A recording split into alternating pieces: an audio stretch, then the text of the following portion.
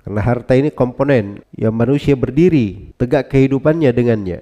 Maka diatur padanya hukum-hukum yang bisa menjadi sebab kebaikan manusia, sebab terjaganya, terlindunginya kehidupan mereka, dan sebab tegaknya sebuah negeri, sebuah negara. Pada zakat itu ada haknya orang-orang fakir, ada haknya orang-orang yang miskin, ada hak dari 8 golongan. Sudah disebutkan di dalam Al-Quran siapa saja yang berhak menerima zakat. Disebut ayat khusus siapa yang berhak menerima zakat. Sholat itu tidak disebutkan bagaimana cara sholat di dalam Al-Quran. Ada sholat dalam Al-Quran, pernah baca? Sholat itu takbiratul ihram dulu sampai salam. Ada di dalam ayat? Tidak dalam ayat. Yang menjelaskan itu adalah hadits Rasulullah Sallallahu Alaihi Wasallam.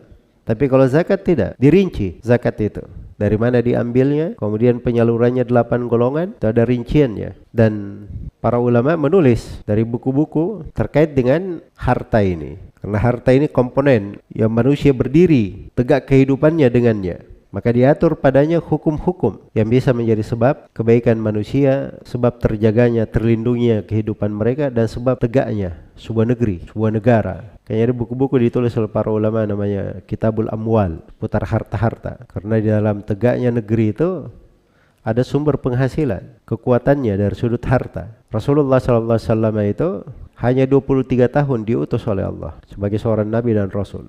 Tapi 23 tahun ini adalah masa-masa keberkahan untuk alam semesta. Tegak negeri Islam di kota Madinah. Terbentuk umat Islam sebagai umat yang paling banyak di atas muka bumi. Wilayah umat Islam terbentang dari timur hingga barat. Padahal Rasulullah SAW bukan seorang raja, bukan pula anak raja, bukan pula orang yang punya warisan banyak, bukan pula pedagang sukses yang banyak, hartanya banyak sekali, kayaannya berlimpah. Beliau seorang Sallallahu Alaihi Wasallam yang kadang dalam 2 bulan keluarganya hanya makan korma dan minum air saja. Tapi bersamaan dengan itu bisa punya negara, punya pasukan, bisa membela agama, menegakkan jihad fi sabilillah, bisa menyebabkan negara-negara takluk di bawah kaki beliau. Romawi, Persia, Bahrain, itu di masa beliau Sallallahu Alaihi Wasallam. Karena agama ini sudah mengatur dari sumber kekuatan di dalam hal tersebut. Karena itu Nabi SAW tidak punya harta milik sendiri, tapi ada harta di tangan beliau dari sudut peraturan agama sebagai kepala negara. Itulah yang dibagi kepada para sahabatnya, diberi santunan kepada kaum muhajirin dan al-ansar. Datang kepada beliau harta yang berlimpah